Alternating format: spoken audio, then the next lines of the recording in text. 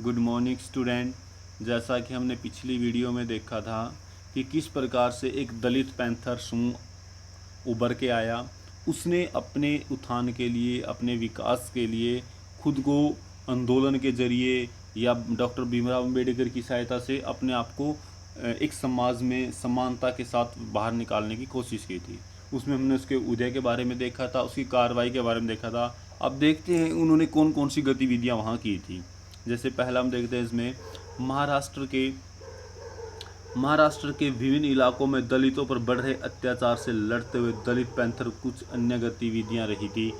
Panther और उसके समधर्म संगठनों ने दलित पर हो रहे अत्याचारों को मुद्दा लगातार विरोधी आंदोलन चलाए, मतलब लगातार अपने आप को बचाने के लिए उनके विरोध में आंदोलन चलाए जहां उनके साथ अत्याचार किया जा रहा था।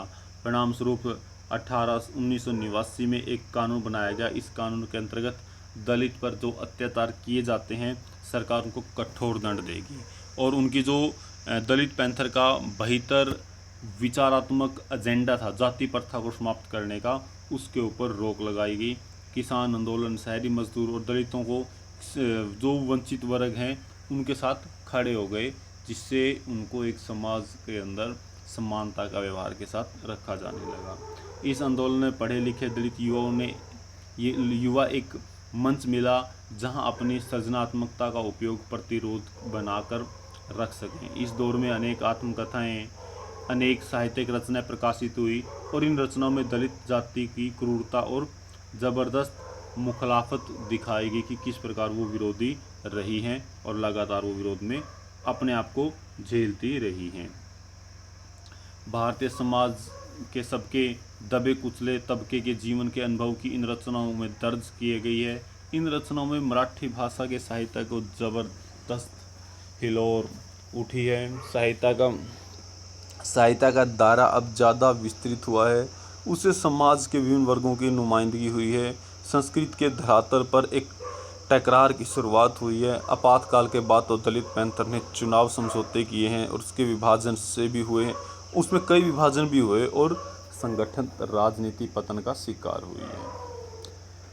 Backward and minority employees foundations BAMCEF ने दलित पैंथर की अवनति से उत्पन्न रिक्त स्थानों की पूर्ति की है।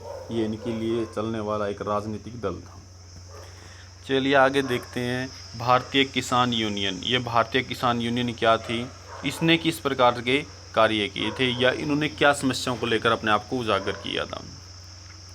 70 के दशक में भारतीय समाज में कई तरह के असंतोष फैले हुए थे। मतलब जो हमारा उस वक्त का समाज था, अंग्रेज़ों से निकला हुआ समाज था, अभी तक वो इतना अच्छा समाज नहीं था जहाँ पर एक समान प्रक्रिया में सबको एक समान अधिकार दिए जाएं। यहाँ की समाज के जिन तबकों का विकास की प्रक्रिया को कुछ लाभ हुआ, उसमें सरकार को राजनीतिक दलों के प्रति नाराजगी थी और 80 के दशक तक कृषि संघर्ष इसका एक उदाहरण बना। उपेक्षाकृत धनी किसानों ने सरकार की नीतियों का विरोध करना शुरू कर दिया। जो वहाँ सरकारें बनती थी उनका विरोध करते थे। किसान आंदोलन तो हम आज भी देख रहे हैं, उन्हीं का उभरा हुआ एक हिस्सा ये भी है। चलिए आगे देखते हैं इसका उदय कैसे हुआ, किसान आंदोलन किस प्रकार तबके में सामने आए थे।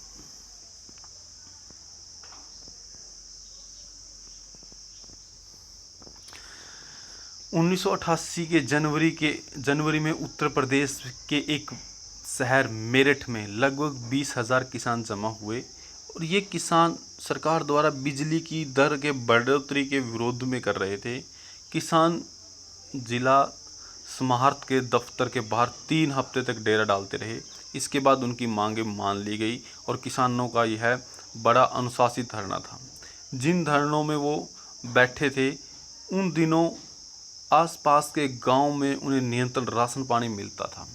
मेरठ के इस धरने को ग्रामीण शक्ति कहिए या उन्हें काश्तकारों की शक्ति का एक बड़ा प्रदर्शन माना था। धरने पर बैठे किसान भारतीय किसान यूनियन के सदस्य थे। BKU पश्चिम उत्तर प्रदेश और हरियाणा के किसानों का एक संगठन था और 80 के दशक तक किसान आंदोलन के अग्रणी संगठनों में से एक था। कि ये जो आंदोलन आया था, महत्वपूर्ण आंदोलन बना था, BKU ये एक पार्टी है, एक संगठन है जो किसानों के लिए है और किसानों के लिए काम करता है। इसके बारे में हमने थोड़ा सा लेसन 3 में भी देखा था कि किस प्रकार से सरकार ने अब हरित क्रांति जब वहाँ शुरू की थी तो ज़्यादातर हरित क्रांति कहाँ आई थी? हरियाणा, पंजाब, उत्तर प्रदेश के कुछ इलाकों तक ही सीमित थी। तो वहाँ क्या हुआ कि जो 60 का 10 का आया था उसमें पंजाब, हरियाणा, पश्चिम बंगाल, उत्तर प्रदेश, तो इनमें ज़्यादातर क्या हुआ था, किसानों को फ़ायदा होना शुरू हो गया था। और उसके बाद क्या हुआ, इन इलाकों में गन्ना और गेहूं की जो मुख्य नकदी की फसलें बनी थी उनके लिए उन्होंने एक न्यूनतम समर्थन मूल्य की मांग करना शुरू की। 1880 के दशक के उत्तरार्ध में भारतीय अर्थव्यवस्था में उदारीकरण के प्रयास हुए और इस क्रम को नकदी फसलों के बाजार का संकट का सामना करना पड़ा, क्योंकि अब इनको खरीदने के लिए, इनको लेने के लिए कोई भी व्यवस्था नहीं थी। भारतीय किसान यूनियन ने गन्ने और गेहूं की सरकारी खरीद के मूल्य को बढ़ोतरी करने और कृषि उत्पादकों को अंतर राज्यीय आवाह पर लगाई पाबंदियां हटाने, मतलब जहां पर वो एक स्थान से दूसरे स्थान पर फसलों को बेच सकें उसको हटाने के लिए, और जो लगातार सरकार कम खरीद रही है फसलों उनको ज़्यादा खरीदे, इसके लिए उन्होंने कार्य करना शुरू कर दिया था। समूची दर पर गारंटी शुदा बिजली की आपूर्ति करने और किसानों का जो बकाया कर्ज है उसको माफ़ करने और किसानों के लिए पेंशन की व्यवस्था करने की मांग लगातार वहाँ उठाई गई थी। तो ये आंदोलन उस वक्त किसानों ने किया था। जिस तरह हम आज का आंदोलन देख रहे हैं एमएसपी के लिए, उसी प्रकार उस समय फसलों को बेचने के लिए, खुद को आगे दिखाने के लिए इस प्रकार के आंदोलन किए गए थे। चलिए आगे देखते हैं कि जो जन आंदोलन था, ऐसी मांगे देश के अन्य किसानों के संगठनों ने भी उठाई कि जो उनकी फसलें नहीं बिक पा रही हैं या इसको सरकार खरीद नहीं पा रही है, तो अन्य लोगों ने भी इस प्रकार की मांगों को उठाना शुरू कर दिया था। महाराष्ट्र के शेतकारी संगठन किसानों के आंदोलनों को इंडिया की ताकत यानी शहरी क्षेत्र उद्योगों के खिलाफ भारत यानी गरीब कृषि क्षेत्र का संग्राम करार दिया।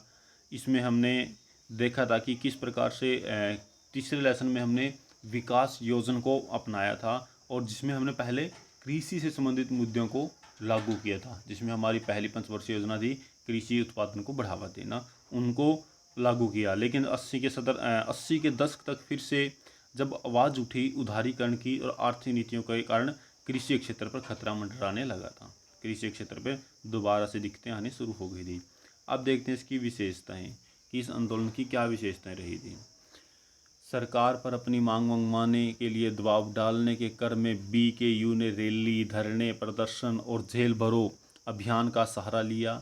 इन कार्रवाइयों ने पश्चिम उत्तर प्रदेश और इसके आसपास के इलाकों के गांव में हजारों, कभी कभी तो लाखों से भी ज़्यादा किसानों ने भाग लिया।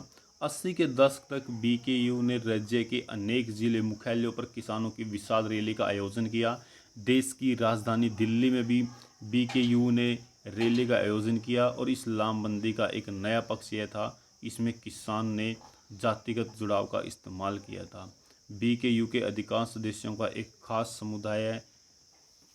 खास समुदाय के थे और इस संगठन ने जातिगत समुदाय को आर्थिक मामलों पर एकजुट करने के लिए जातीय पंचायत की परंपरा संस्था का उपयोग किया। मतलब जो वहाँ एक प्रकार की एक विशेष वर्ग की एक जाति की पंचायत का निर्माण किया जो उनके लिए अपना कार्य करेगी।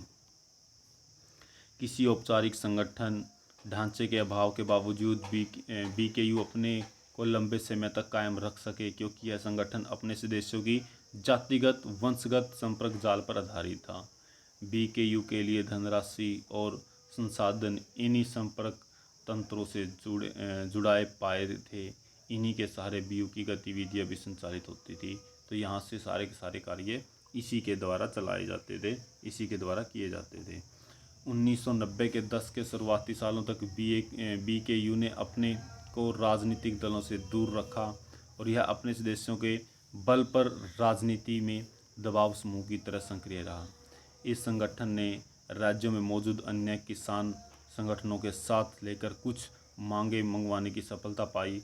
इस अर्थ में किसान आंदोलन 80 के दशक का सबसे ज़्यादा सफल सामाजिक आंदोलन था। इस आंदोलन की सफलता के पीछे उसके सदस्यों की राजनीतिक मोलभाव की अक्षमता का हाथ था कि जो वहाँ पर राजनीति की जा रही है या राजनीति में जो थोड़े उतराव चढ़ाव आए हैं उसके कारण ये संभव हो पाया था। यह आंदोलन मुख्य रूप से देश के समृद्ध राज्यों में सक्रिय था। खेती को अपनी जीविका का आधार बनाने वाले अधिकांश भारतीय किसानों के विपरीत VKU जैसे संगठनों के सदस्य बाजार के लिए नकदी फसल उगाते थे कि नकद फसल जिसको आप बेच के तुरंत पैसा ले सकते हो, इस प्रकार की फसलें वहाँ उगाई जाती थी। VKU के सामने राज्यों के अनेक किसान संगठनों ने अपने सदस्य उन समुदायों के बीच बनाए जिनकी क्षेत्र की चुनावी राजनीति में रुसूख था, और राष्ट्र को शेतकारी संगठन और कर्नाटक का रेत संघ ऐसे किसान आंदोलनों का जीवंत उदाहरण रहा है। इस प्रकार उन्होंने इसमें भाग और हिस्सेदारी ली थी। बाकी का देखेंगे नेक्स्ट वीडियो में। Thank you.